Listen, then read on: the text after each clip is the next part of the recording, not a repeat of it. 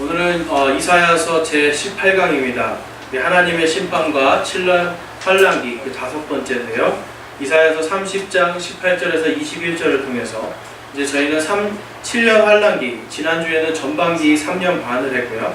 이제 오늘은 하나님의 공의의 완성이 되는 이제 후반부 3년 반의 시작을 함께 다루고자 합니다. 그래서 여러분, 제가 계속 말씀드리는 것처럼 우리 7년 환란기를 공부하면서 우리가 유의해야 될 점은 7년 환란기는 이스라엘 민족들의 구원, 그리고 하나님의 약속의 이행, 우리가 오늘 오신실하신 주 찬양했잖아요. 하나님께서는 정말 신실하게 하나님께서 약속하신 것들, 하나님께서 계획하신 것들, 구약 성경에 말씀하신 모든 대언들을 신실하게 이행하고 계시다라는 것을 여러분들이 아시면 좋겠어요.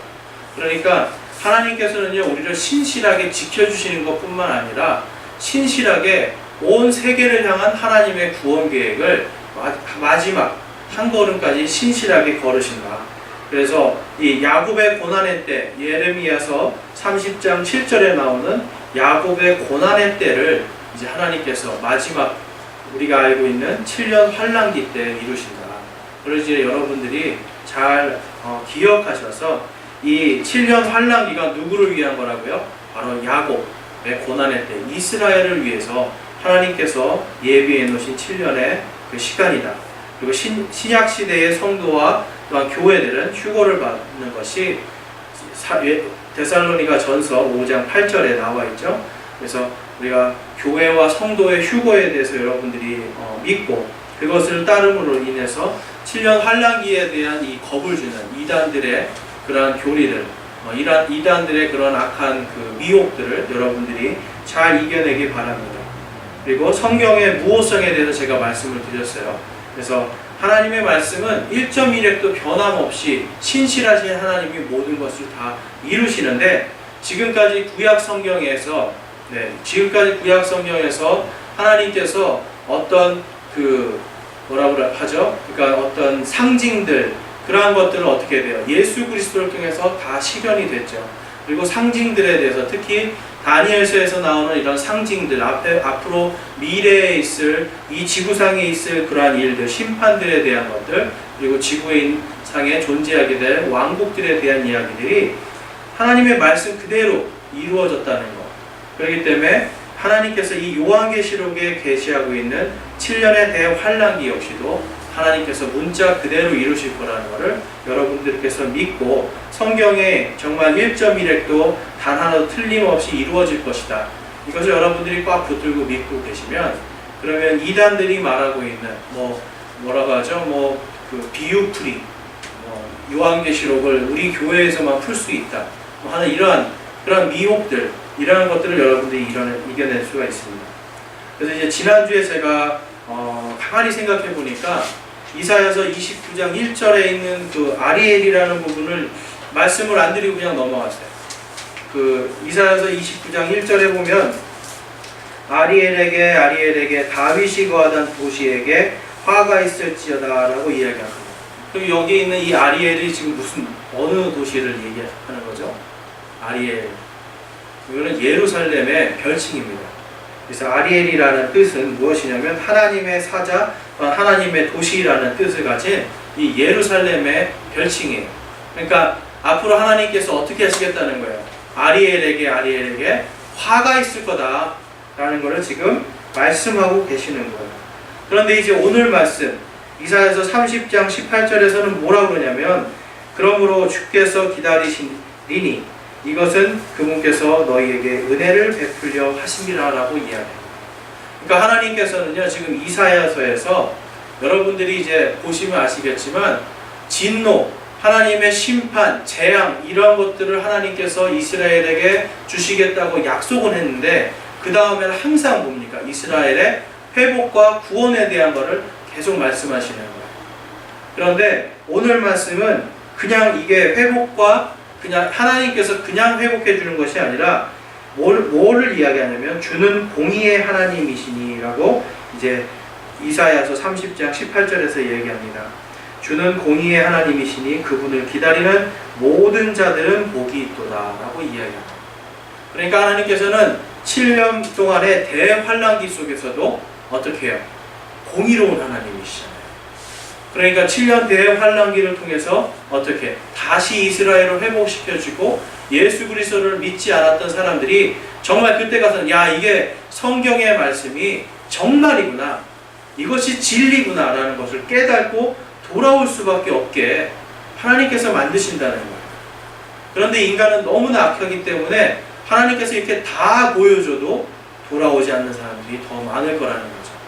그렇기 때문에 우리는 하나님의 말씀을 지금부터 우리가 믿고 구원받았다는 것에 대해서 굉장히 감사해야 돼요.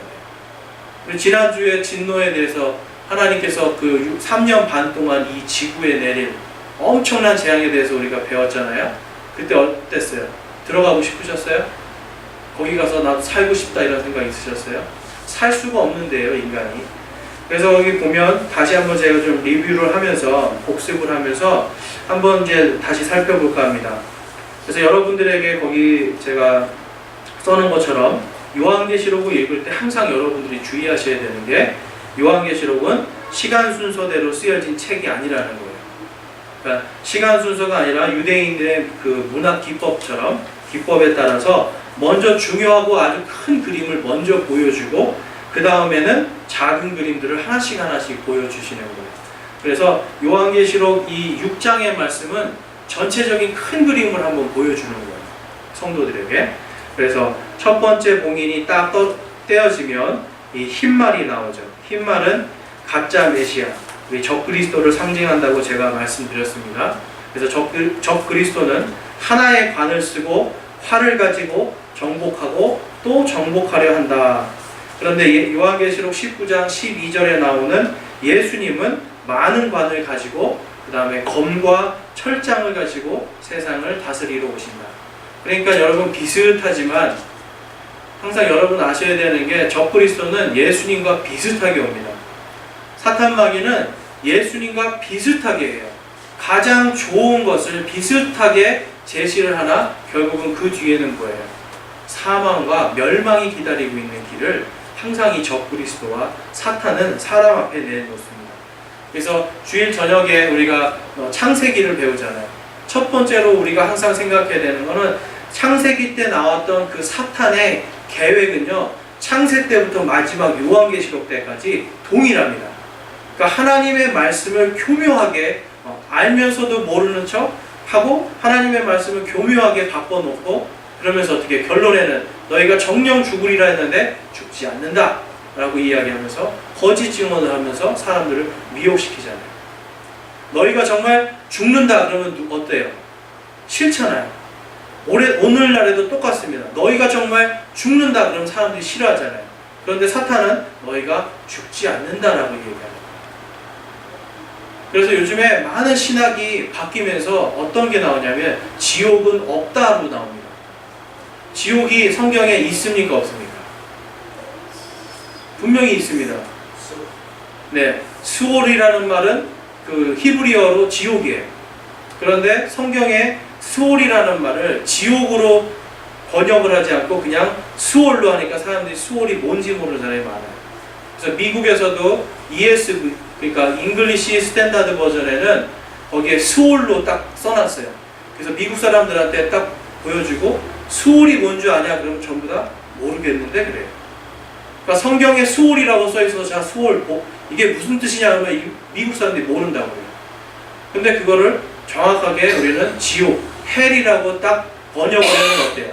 아 이게 지옥이구나. 내가 죽으면 음부로 가거나 무덤 속으로 가거나 이게 아니라 그것을 전부 다 지옥이라고 딱 정확하게 번역을 해놓으면 어때요? 아 내가 죽어서 예수 그리스도를 믿지 않으면 지옥 가는 거다. 정확하게 알아야 돼요. 그런데 이 시대는 그러한 말씀들을 다 바꿔놓는 거예요. 그러니까 여러분들이 그걸 보시면서 아 스올이다 그럴 때는 아 이게 무슨 뜻인가 알아보셔야 돼요. 알아보셔야 돼요. 음부다 그럼 이게 음부가 과연 뭔가 알아보셔야 돼요. 그래서 오늘날 이렇게 우리가 성경 말씀을 볼 때에 그 영어 성경 같은 것들을 잘 참고해 보시면 참 좋아요. 그래서 영어에서 정확하게 수월이 뭔지 그것이 지옥인지 정말 우리가 말하는 그냥 무덤을 얘기하는 건지를 우리가 한번 살펴보면 더 좋습니다. 자, 그 다음에 이제 7년 환란기에 이제 그 첫 번째 봉인이 흰 말인데요. 우리가 거기에 보면 적그리스도가 정복하고 또 정복한다라고 이야기하는데, 지금 오늘날 보면은 적그리스도가 먼저 정복해야 될 존재들이 있어요. 그게 뭐냐면 기독교예요. 적그리스도가 기독교를 먼저 정복해야 돼요. 지금 왜 그럴까요? 기독교가 마지막에 무슨 일이 일어날지를 정확하게 아는 정도예요. 이 세상의 다른 모든 경전에 하나님께서 마지막에 적그리스도가 나타나고 그 적그리스도로 인해서 온 세상이 멸망하게 되는 그 일이 있을 거라는 증거를 가지고 있는 그 종교의 경전이 있나요? 오직 성경밖에 없어요. 성경에만 적그리스도가 와서 온 세상이 마지막에 엄청난 고난의 때로 들어갈 거라는 것을 예언하고 있어요. 그러니까 어떻게 해요? 적그리스도는 무엇을 먼저 대적하고 싶겠어요? 성경 말씀 그리고 기독교를 먼저 정복하고 또 정복하고 싶어하는 거예요. 그래서 기독교 안에 인본주의와 물질 만능주의를 계속 불어넣습니다. 네. 그러니까 번영신학 아니면 또 기복신학 이런 것들 계속해서 어떻게 해요? 기독교 예수님이 단 한 번도 너희가 나 때문에 복 받을 거다 얘기하신 적 없어요. 사도 바울도 얘기한 적 없습니다.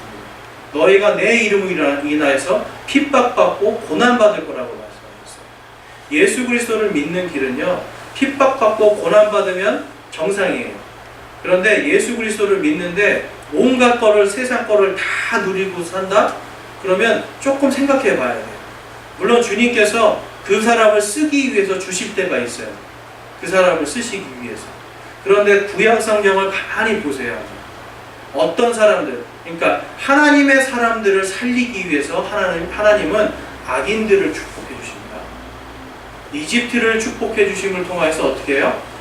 이스라엘 백성들이 400년 넘게 거기서 호의호식하면서 살았어요. 그렇죠? 그리고 하나님께서 바빌론 제국을 축복해 주시고 크게 만들어 주심을 어떻게 됐어요? 이스라엘 백성들이 하나님을 떠났다가 거기 가서 다시 하나님의 말씀을 믿는, 하나님의 말씀을 따르는 민족으로 회복돼서 돌아오는 거예요. 로마를 통해서 어떻게 해요? 예수 그리스도가 나타나시고 그걸 통해서 전 세계로 어떻게 됩니까? 복음이 선포가 됩니다.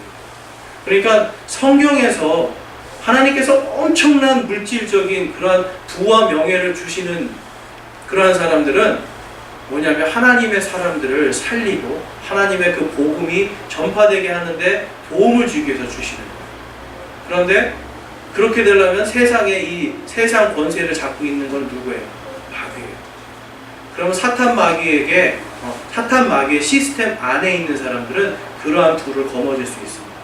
그렇지만 예수 그리스도의 안에서 착하고 정직하게 살아가려고 하는데 이런 어마어마한 부와 명예를 가질 수 있을까요? 그렇기는 쉽지 않습니다. 왜냐하면 우리는 세상과는 다른 길을 가기 때문에. 그래서 정말 말도 안 되는 그러한 축복, 물질의 축복, 말도 안 되는 세상에서의 영광들을 자꾸 기도하게 하고 그것을 따르게 하는 것들, 그러한 것들이 바로 인본주의와 물질 만능주의가 이 교회 안으로 들어와서 자꾸 부추기는 거예요. 이해를 하시겠어요? 그러니까 교회에서 자꾸 자녀들이 뭔가 세상에서 성공하고 뭔가 세상에서 잘 되는 것을 자꾸 기도하게끔 부추기는 것, 이런 것들도 여러분 잘 보셔야 돼요. 물론 그것이 나쁘다는 게 아니에요. 그것을 통해서 하나님께 영광 돌리면 좋겠지만 하나님이 빠져있는 상태에서 잘 되고 성공하는 것은 결국은 어떻게 해야 돼요? 멸망하는 거고요. 하나님께서 그에게 복을 주셔도 그에게 주는 복이 아니라 하나님의 백성을 살리기 위해서 주시는 게 돼요. 그러니까 쓸데없는 거죠, 사실 자기한테. 그래서 우리는 이 교회 안에 있는 인본주의 그리고 물질 만능주의 철저하게 배척을 해야 됩니다. 자, 그래서 이 적그리스도는 세계 평화를 이제 이루는 영웅으로 등장을 할 거다. 이것이 에스겔서 13장 10절과 데살로니가 전서 5장 3절에서 6절 말씀. 평화롭다, 평화롭다. 그렇죠? 안전하다, 안전하다 할 때 그때 이제 오는 거예요. 그러니까 갑자기 나오는 게 아니에요. 이 땅에 뭔가 평화롭고 안전한 것이 이렇게 잘 만들어질 수 있는 그거를 사람들에게 제시하면서 평화의 사도로서 이 적그리스도가 앞으로 나타나게 됩니다. 그래서 여러분 세상에 많은 지금 지도자들이 있어요. 대통령들이 있고 세상을 이끌어 나가는 리더들이 있는데 전부 다 한결같이 뭘 얘기해요? 전쟁을 하자고 얘기합니까? 평화를 얘기합니까? 평화를 얘기하거든요. 세상은 평화를 원해요. 그런데 어때요? 우리 그 옛날에 어릴 때 부르던 찬양이 있지 않아요? 세상은 평화 원하지만 전쟁의 소문도 늘어간다. 이런 거 기억나요? 우리 어릴 때 그 주일학교 때 배웠던 찬양이에요. 근데 참 그 찬양대로 돼요. 세상은 평화를 원하는데요. 전쟁의 소문은 어때? 계속 늘어나잖아요. 그러면서 어떻게 됩니까? 이제 앞으로 이 평화, 특별히 중동의 평화에 대한 그 중동의 평화를 해결하는 해결사로서 이제 적그리스도가 나타나게 될 거다. 그래서 예수님께서 이렇게 마태복음 24장 15절에서 말씀하셨죠. 그런즉 대언자 다니엘을 통해 말씀하신 바 황폐하게 하는 가증한 것이 거룩한 곳에 선 것을 너희가 보거든 누구든지 읽는 자는 깨달을지어다 라고 이야기합니다. 황폐하게 하는 가증한 것, 이것이 바로 적그리스도예요. 그러니까 이 적그리스도가 그 예루살렘 성전 한가운데 앉게 될 거다라는 것을 이야기하는 거예요. 근데 아직은 예루살렘에 성전이 없죠. 그래서 제3성전이 지금 지어지려고 준비하고 있는데 제3성전이 지어지고 거기에서 앉아서 찬양받는 존재가 나타날 건데 그게 바로 적그리스도입니다. 그런데 갑자기 나타나지 않아요. 수십 년을 통해서 서서히 작업을 해서 서서히 계획을 해서 그가 등장을 하게 됩니다. 그러니까 누가 봐도 마지막에 이스라엘 사람들이 봐도 메시아구나. 그리고 이슬람 사람들이 봐도 우리가 기다리던 마흐디, 그러니까 그들의 메시아거든요. 우리가 기다리던 메시아 해서 어떻게 해요? 그 사람 따라가는.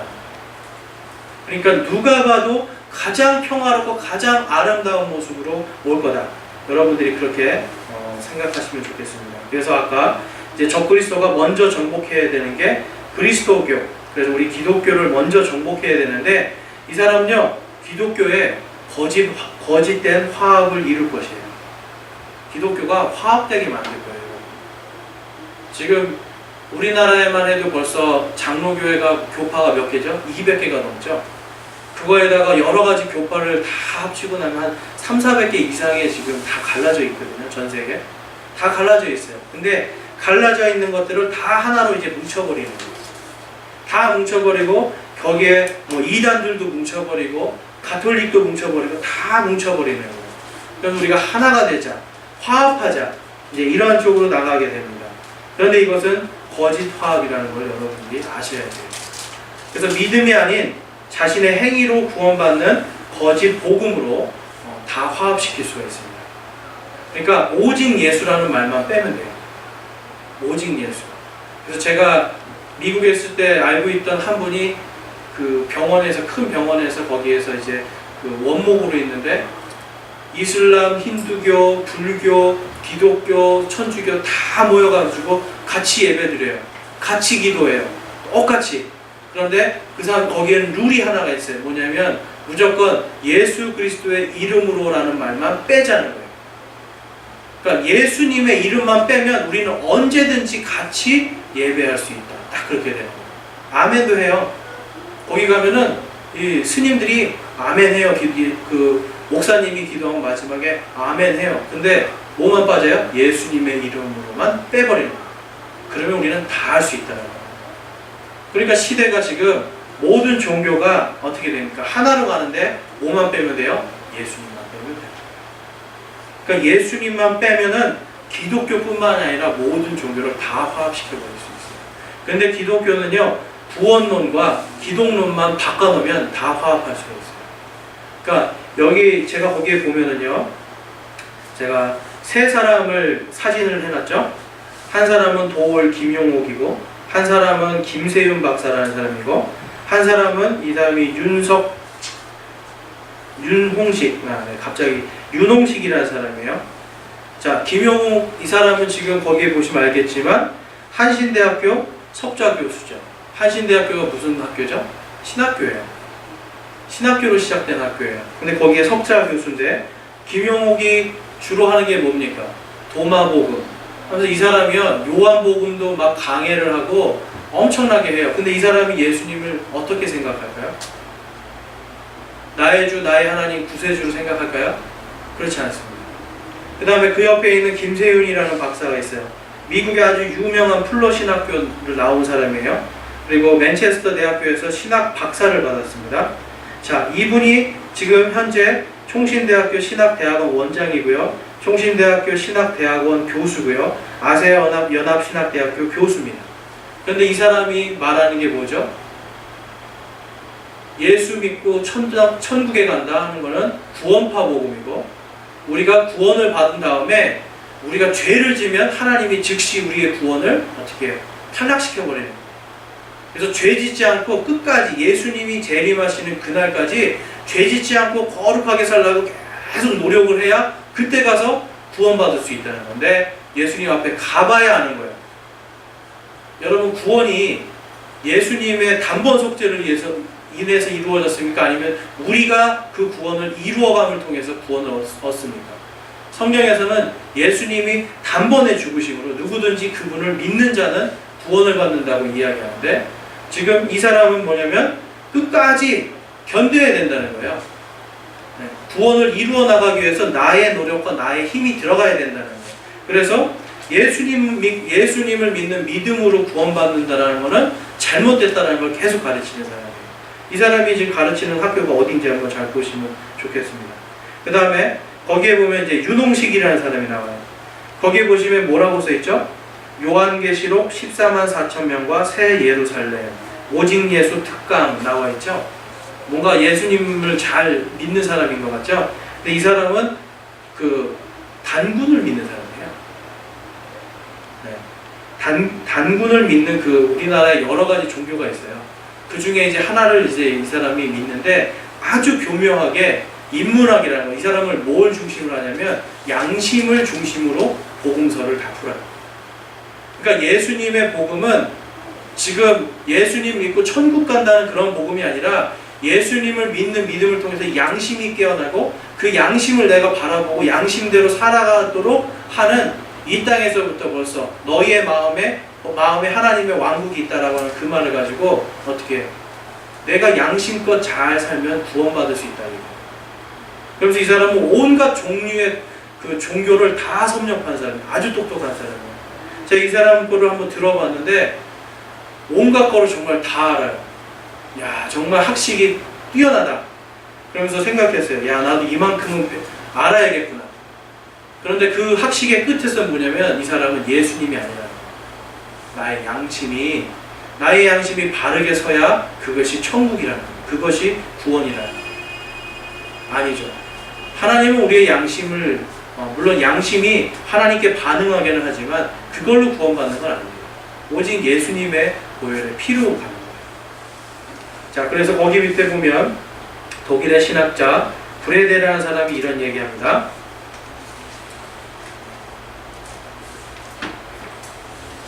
바울의 기독론은 역사적 예수와는 아무런 관계가 없고, 바울 시대에 널리 있었던 구원자 신화를 나사렛 예수에게 뒤집어 씌움으로 발생한 것이다. 그래서 바울의 기독론과 구원론에 근거하는 교회의 신앙 고백이 주로 바울의 기독론에 근거하는 한 우리 기독교의 진정한 창시자는 예수가 아니고 바울이다 라고 이야기하면서, 모든 성경 기록은 하나님의 영감으로 주신 것이로라는 디모데후서 3장 16절의 말씀을 정면으로 반박해요. 이 사람이 독일의 신학자거든요. 그런데 이 사람의 이 신학적인 입장을 불트만이라는 사람이 딱 배워서, 그 다음에 그 불트만의 신학은요 바로 이 도올과 김세윤 박사의 구원론과 기독론에 그대로 적용이 됩니다. 지금 신학교에 가면요, 여러분, 불트만이라는 사람이 쓴 엄청난 주석서를요, 그걸 보고 공부를 해요. 그걸 왜 공부하는지 모르겠어요. 거기에는 온갖 자유주의 신학하고 쓸데없는 것만 써있는 거예요. 사실 예수님이, 쉽게 말해서 단지 예수님은 하나님께서 보내신 대언자일 뿐이고, 이 바울이라는 사람이 그를 예수님이라고 부르고, 제자들이 예수님, 예수 그리스도라고 하면서 그를 하나님으로 불렀기 때문에 하나님이 됐다. 이런 개념이에요. 이해가 되세요? 불트만의 신학은 이런 신학이에요. 그러니까 예수님의 신적인 존재를 다 빼버리는 거예요. 근데 이러한 거를 신학교에서 가르쳐요. 그리고 이거를 불트만이 한 이야기들이 신학교의 어떤 논문에 이런 데 안 들어가면 그 논문은 어때요? 형편없는 논문이 돼버리는 거예요. 그래서 심지어는 미국에서 어떤 일이 있었냐면 그 최고 박사가 PhD인데 PhD 논문에 어떤 사람이 예수 그리스도의 보혈의 피로 얻는 구원에 대한 걸 썼어요. 그랬더니 어떻게 되는지 알아요? 바로 다시 써오라고 보낸 거예요. 왜 그러냐? 그러니까 예수 그리스도의 보혈의 피로 받는 구원 요거 빼라고. 이거 말고 다른 불투만이나 그러한 사람들, 다른 학자들이 뭐라고 하는지를 써서 내라고. 그래서 이 사람이 포기를 해버렸어요. 왜냐하면 나의 논문에 예수 그리스도의 보혈의 피가 빠지고서는 도저히 이게 박사 논문을 받은 데 무슨 소용이 있냐는 거죠. 그래서 도울의 예수관을 한번 보겠습니다. 신약은 랍비 예수를 그리스도로 만든 문학이라는 관점을 갖고 있어요. 그러니까 예수님은 단지 랍비일 뿐이에요. 그런데 사도 바울이 그를 메시아로 만들어버리는 거예요. 자, 그래서 불투만의 기독론은 캐리그마, 그러니까 이거는 설교를 이야기합니다. 설교에 의해서 만들어진 그리스도다. 그래서 예수님은 자신을 메시아라고 말한 적이 없다라고 이야기합니다. 그러니까 이 사람이 도울이라는 사람이 성경을 해석하면 어떤 입장이죠? 예수님은 하나님이 아니다라는 것을 전제하에서 성경을 다 해석해요. 그런데 많은 기독교인들이 거기 가서 이 도울이라는 그 강해를 듣습니다. 요한복음, 도마복음은 사실 성경에 들어가지도 않는 거거든요. 외경도 아니고 위경에 들어가는 거예요. 그러니까 아예 성경으로 교회에서 취급을 안 하는 건데 이상하게 독일에 가서 이 사람이 도마복음에 빠져가지고 그거 연구해서 왔는데 그걸로 어떻게 해요? 지금 그걸로 가르치는 거예요. 한신대학교 가서. 엉뚱한 거 가르치는데 좋다고 빠져들어가는 거죠. 그 다음에 김세윤 박사 같은 경우는 이 구원을 받았다가 죄를 저지르면 구원을 잃어버린다. 그러므로 예수님의 재림까지 선행을 통해서, 제가 오타가 있네요. 선행을 통해서 구원을 잘 지켜내야 그때 가서 구원 받았는지 안 받았는지 알 수 있다고 주장합니다. 이 사람이 나온 학교가 풀러 신학교예요. 아주 유명한 신학교인데 거기에서 이 피터 와그너라는 사람이 선교학을 가르치거든요. 근데 이 피터 와그너가 누구냐면 바로 이 신사도 운동을 일으키는 사람이에요. 뭐냐면 내가 안수를 해주면 그 사람이 사도가 된다는 거예요. 피터 와그너 들어보셨어요, 여러분? 유명한 신학자인데 내가 안수를 해주면 그 사람이 사도가 된다는 거예요. 자기는 그러면 어디서 받았냐? 하나님께서 직통으로 나를 사도로 안수해줬다고 얘기를 해요. 그러면서 이 사람이 전 세계 다니면서 선교에 대해서 이야기하면서 온갖 이런 에큐메니칼 운동을 하고 신사도 운동을 통해서 사람들을 현혹합니다. 그러니까 그 학교로 지금 나온 사람인데요. 똑같아요. 불투만의 그 비신학화, 그러니까 예수님을 신격화시키지 않겠다 하는 그 성경적인 입장에서 가르치는 거예요. 그러니까 그런 학교에서 나오면서 어떻게 돼요? 박사학위를 받고 유명한 학교니까 우리나라 와서 유명한 신학교에서 지금 가르치고 있는 거예요. 사람의 그 신학을 따라가는 게 아니라 우리는 성경의 말씀을 따라가야 됩니다. 그리고 윤홍식이라는 사람은 제가 아까 말씀드린 것처럼 대종교, 이 단군을 믿는 대종교 고모 권태훈이라는 사람의 제자고요. 이 사람은 계속해서 양심의 깨달음이 바로 구원이다. 그러면서 예수님의 복음도 양심의 깨달음이다. 이런 걸 계속 이야기하는 거예요. 그런데 거기 한번 보세요. 밑에 알다소르라는 아이디를 가진 기독교인이 이 윤홍식의 구원론 강의를 듣고 인터넷에 올린 글을 제가 한번 퍼와봤어요. 뭐라고 썼냐면 그런 면에서 기독교인은 불교의 열반을 이해하고 불교인이 기독교의 성령을 이해한다면 서로를 잘 이해할 수 있을 뿐만 아니라 상대방의 가르침을 통해 자신의 교리가 무엇을 의미하는지를 다른 각도에서 더 잘 이해할 수 있는 가능성도 더 커진다는 생각도 든다. 그러면서 그래서 나는 기독교인으로서 기독교인의 관점에서 윤홍식의 유튜브 강의를 통해 내가 이해한 열반을 성령 체험과 비교하면서 내가 느낀 그 유사성을 천천히 정리해보고 싶다는 생각을 하게 되었다. 여기 이 윤홍식이라는 사람은요, 철저하게 이 무엇으로 이야기하냐면 오늘날 우리 교회나 모든 전 세계에서 퍼져 있는 그 뭐죠? 신비주의, 은사주의 이러한 것들이 불교의 열반에 들어가는 것과 똑같은 과정과 똑같은 방식을 하고 있다는 걸 이 사람이 찾아낸 거예요. 근데 이 사람은 그거는 정확하게 찾아낸 거예요, 사실은. 불교에서 하는 것과 똑같은 것, 힌두교에서는 똑같은 열반으로 들어가는 그런 의식이 오늘날 기독교의 이 은사주의, 오순절 교회들에서 그대로 똑같이 합니다. 그것을 만추라라고 합니다. 제가 아는 친구가 캐나다에 갔는데 만추라 예배라고 교회에 써있는데 뭐예요? 물어봐요. 그러니까 지금 미국에 있는 교회들이 바로 이 불교나 힌두교에서 하는 이런 성령운동, 만추라라는 걸 해가지고 그거를 성령 받는 걸로 해서 자꾸 사람들에게 퍼뜨리고 있어요.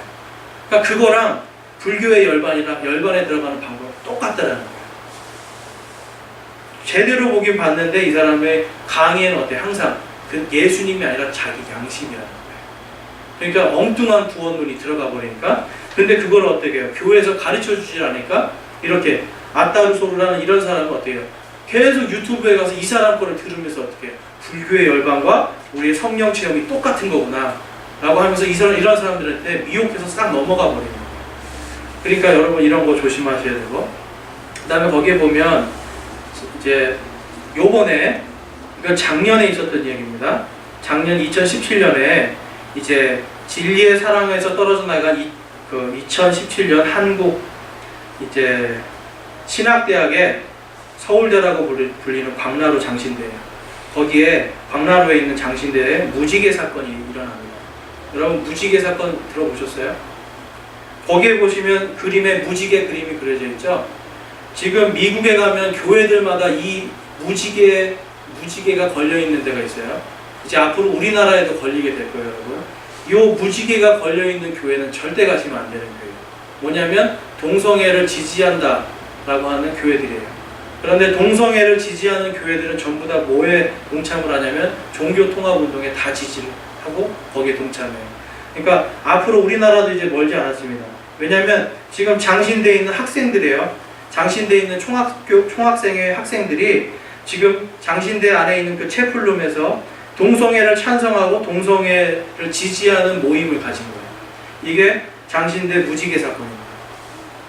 그러면서 이제 어떻게 돼요? 그 옆에 보시면 남자들, 여자분 한 분 이렇게 사진 찍었죠? 거기에 보면 류호준 교수라는 분이 있어요. 이 사람이 지금 레인보우, 그러니까 무지개 신학이라는 거래요. 무지개 신학. 그게 뭔지 아세요? 성경 속에서 하나님께서 동성애자들을 지지한다라는 부분을 뽑아내서 그거를 가르치는 신학이에요. 그것을 무지개 신학이라고 하고 퀴어 신학이라고 해요. 하나님께서 그런 말 하신 적 없잖아요. 그런데 성경에서 여러 가지 버전들 중에서 여러 가지 종류의 성경 번역본 중에서 딱 어떻게 해요? 그거를 없앤 번역본들만 취해가지고 그걸로 가르치는 거예요.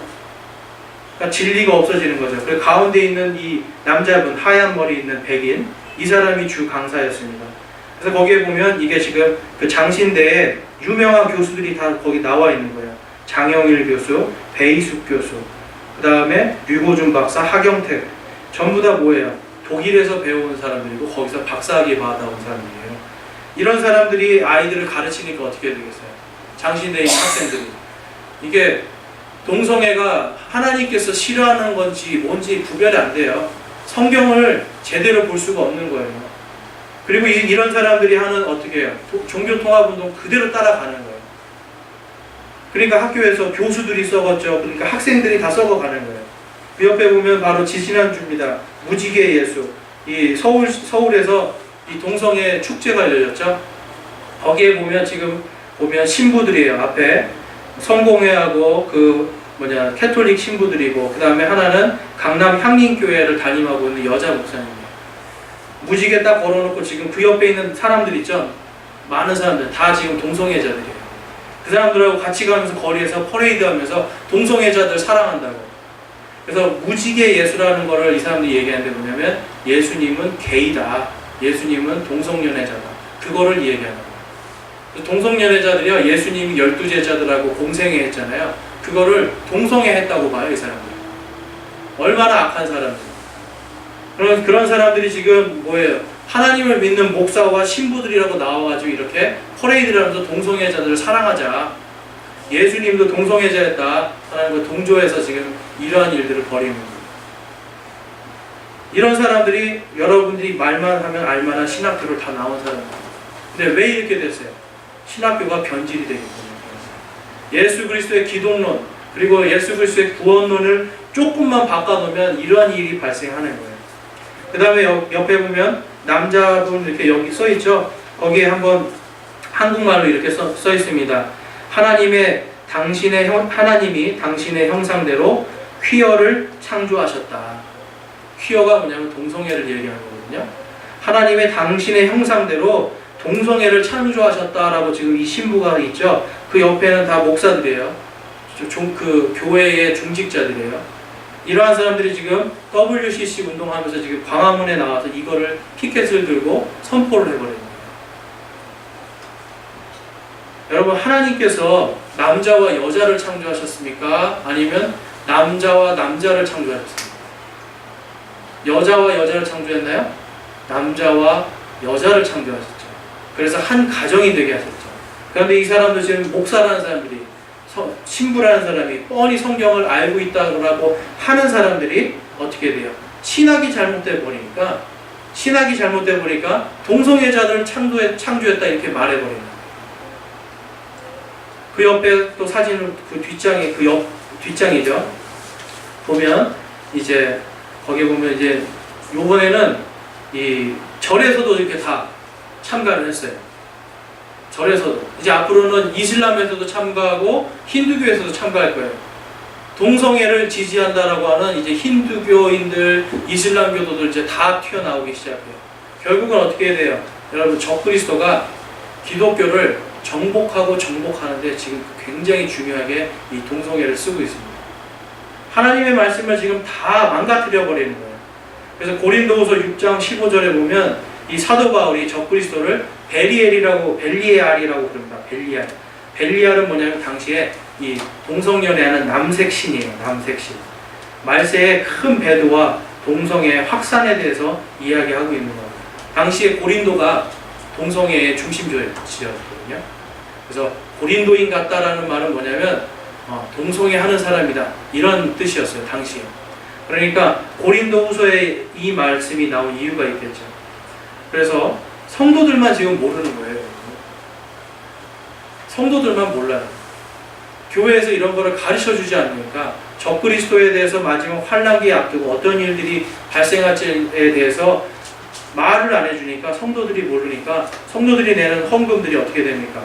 교단으로 가고 그 교단에서 WCC나 이런 동성애를 지지하는 데 돈을 보내주는 거예요. 신학교들이 뭐로 운영되는지 아세요, 여러분? 교단에서 보내주는 돈으로 운영돼요. 학생들의 그러한 그 등록금도 받지만 교단이나 교회에서 주는 후원금으로 다 되거든요. 그런데 그런 후원금들이 어디에 쓰이는 거예요, 지금? 하나님의 보시기에 벨리알의 자녀들에게 쓰인다. 벨리알, 여러분, 악한 거에 쓰이고 있습니다. 이렇게 된 원인이 있어요. 한국이 지금 엄청나게 빠른 속도로 성장해 나가고 있는 이유가 있어요. 그래서 뭐냐면 가톨릭의 이 예수회가 만든 해방신학, 이것이 우리나라의 옛날에 독재 정권하고 막 싸웠던 민주화 운동 있죠. 이거하고 섞이면서 민중신학이 되고요. 이 민중신학 제일 많이 당시에 데모를 제일 많이 한 데가 장신대입니다. 장신대가 이 민주화 운동의 아주 중심이었어요. 이 신학교에는. 그러니까 어떻게 됩니까? 그 신학이 그대로 가는 거예요. 민중신학, 해방신학이 그대로 들어가고, 아까 말씀드렸던 이러한 학자들, 박사들이 독일에 가서 자유주의 신학, 실천주의 신학 이런 것들 갖고 와서 학생들 그대로 가르치니까 어떻게 돼요? 학생들이 다 물들어 버리는 거예요. 그러니까 결국은 뭡니까? 인간이, 예수 그리스도께서 오셔서 이룰 천년왕국, 완전한 그 평화를 기다리는 게 아니라 인간의 힘으로 우리의 선행이나 우리의 어떤 그런 것들로 이루어 나가는 하나님의 왕국에 대해서 자꾸 생각하는 거예요. 그러다 보니까 어떻게 됩니까? 신학이 없어지고 신학이 무너지고 결국은 동성애나 종교통합이나 이런 것들로 흘러가 버리는 거예요. 그래서 결국은 뭡니까, 여러분? 이것이 바로 적그리스도가 기독교를 정복하고 또 정복하는데 사용하는 것들을 지금 말씀드리는 거예요. 그래서 말세에는 우리는 깨어서 기도해야 됩니다. 그래서 제가 이제 적그리스도는요, 전 세계에 이제 앞으로 절대 다수를 차지하는 극빈층, 차상위 계층, 그리고 성소수자, 사회 약자 계층 등을 계속해서 이용해가지고요, 아까 진리의 사랑이 아닌 인간의 사랑으로 이루는 지상낙원을 만들려고 하는 거예요. 지상낙원 만든 나라 있죠? 북한의 김시일가들, 그렇죠? 김일성, 항상 그러잖아요. 북한산 지상낙원이라고 하잖아요. 지상낙원. 지상낙원 전 세계에서 유일하게 북한밖에 없어요. 모든 사람이 지상낙원이라고 생각하는 거예요. 지상낙원인가요? 인간은요, 만들 수 있는 낙원이 거기까지예요. 인간이 인본주의와 물질만능주의로 만들 수 있는 지상의 낙원의 대표적인 샘플이 바로 북한이에요. 여러분, 그렇게 돼가는 겁니다. 그래서 이 적그리스도의 앞으로 도래가 가까울수록 이러한 성소수자들이 막 여기저기에서 이제 들고 일어나면서 신학적으로 니네가 바꿔라를 이제 얘기하는 거예요. 성경 말씀이 사람에 의해서 바뀌어야 됩니까? 사람이 성경 말씀 때문에 바뀌어야 됩니다. 성경 말씀에 깨지고 쪼개져서 회개하고 죄를 인정함으로 인해서 바뀌는 거예요. 그런데 이제 앞으로는 뭐냐면 성경 말씀이 우리를 위해서 바뀌라고 이제 이야기하는 시대가 오는 거예요. 그래서 지금 한국에는 벌써 한국 퀴어 신학 연구원이라는 게 생겨버렸어요. 퀴어 신학. 동성애를 성경 말씀이 지지한다는 것을 확립하기 위한 신학을 지금 만들고 있는 거예요. 어디에서요? 신학교에서. 신학교에서 만들고 있어요. 신학교 학생들이 그런 사람들을 초청해서 특별 강연을 해주고 돈을 주고 그래요. 학생회에서. 지금 이러한 일들이 벌어지고 있어요. 그러니까 우리는 지금 이게 벌써부터 환란기 들어가지도 않았거든요. 근데 벌써부터 이 환란기 같이 뭔가가 막 어수선해지고 지금 그런 시대를 살고 있어요. 그런데 모르니까 평화롭죠. 알면 불안하고 알면 기도할 수밖에 없고 깨어서 내가 정신을 차려야겠군 하는데 모르니까 계속 잠자버리는 거예요. 이스라엘에게 하나님께서 지금 마지막 때에 잠자는 영을 주셨다라고 이사야서 29장에서 말씀하고 있거든요. 지금 마지막 때 이스라엘에게만 잠자는 영 주신 게 아니에요. 기독교인들에게도 똑같이 잠자는 영을 주셨어요. 그냥 허락하신 거예요. 물질만능주의, 그 다음에 인본주의가 교회 안에 딱 들어옴으로 인해서 어떻게 다 잠자버리는 거예요. 누군가 복 주고 잘 되게 해준다고 눈 번쩍 뜨고 아멘 하는데 지옥 간다 그러면 어때요? 안 가요. 요즘에 부흥회 같은데. 예수 그리스도로만 구원받습니다 이 얘기하면 어때요? 이신칭이 믿음으로 구원받는다는 옛날에 바울이 한 말이지 지금은 아니다 이렇게 얘기해버리죠. 그것이 오히려 이단이라고 얘기하는 시대가 돼버리는 거예요. 오늘은 제가 여기까지 하겠는데요. 여러분 여기에서 여러분 오늘 말씀에 그럼에도 불구하고 지금 참 감사한 것은 18절 이사야서 30장 18절 말씀에 그러므로 주께서 기다리시니 이것은 그분께서 너희에게 은혜를 베풀려 하심이라. 하나님께서 지금 기다리고 계십니다. 더 많은 사람들이 구원받을 수 있는 길을 주시기 위해서 하나님께서 참고 기다리시는 거예요. 지금 2000년 동안 기다리셨어요. 2000년 동안 기다리시고 2000년 동안 복음을 선포해서 듣게 했는데도 아직도 온 인류의 80% 이상의 사람들은 예수 그리스도의 복음을 거부하고 믿지 않고 있죠. 그리고 심지어는 어때요? 예수 그리스도를 믿는다고 하는 사람들조차도 예수님만으로 구원받지 않는다라고 이야기합니다. 여러분 하나님은 공의로우신 분이에요. 그래서 이 7년 환란에 예수님만으로 구원 안 받는다 하는 사람들 다 들여보내실 거예요. 예수님만으로 구원받지 않고 예수님을 통해서도 구원받고 다른 종교에서도 구원받을 수 있다 하는 사람들 예수님께서 다 들여보내실 거예요. 한번 니네가 7년 환란 동안 한번 제대로 한번 겪고 그때 가서 니네 한번 땅을 치고 후회해봐라 하실 거예요. 하나님 기다리고 계세요. 기다리고 계시고 많은 사람들을 통해서 선포하고 있는데도 돌아서지 않는 모습을 우리는 볼 수가 있습니다. 그렇지만 하나님께서는 어때요? 주는 공의의 하나님이시니 그분을 기다리는 모든 자들은 복이 있도다. 예수 그리스도를 나의 주 나의 하나님으로 믿고 그분의 재림을 기다리고 그분을 소망하는, 우리가 부활할 것을 소망하는 그 사람들에게는 하나님께서 어떻게 복이 있도다 말씀하는 거예요. 신앙을 지키고 사는데 많은 힘들고 어려운 것들이 있지만 하나님께서 그런 사람들에게는 복을 주신 거예요. 하나님의 말씀이 그냥 하나님의 말씀으로 아멘 하고 받아들여지는 거, 이거 하나님께서 주신 가장 큰 복이에요. 하나님께서 지금 이 땅에 많은 사람들에게 아직도 돌아오라고 선포하고 계시고, 이제 7년 환란 동안에, 환란기 동안에 하나님의 공의를 확실하게 보여주실 거예요. 그래서 이스라엘도 구원받고 그때 가서 깨달은 자들도 구원받게 해주실 줄로 믿습니다. 그래서 오늘 여기 모인 우리 모두가 하나님의 말씀 굳게 붙잡고요, 마지막 때 이렇게 혼란스러운 이런 때에 정말 시대를 분별하고 하나님의 말씀을 온전히 믿고 승리하는 저와 여러분이 되시기를 주님의 이름으로 축원합니다. 우리 기도하겠습니다.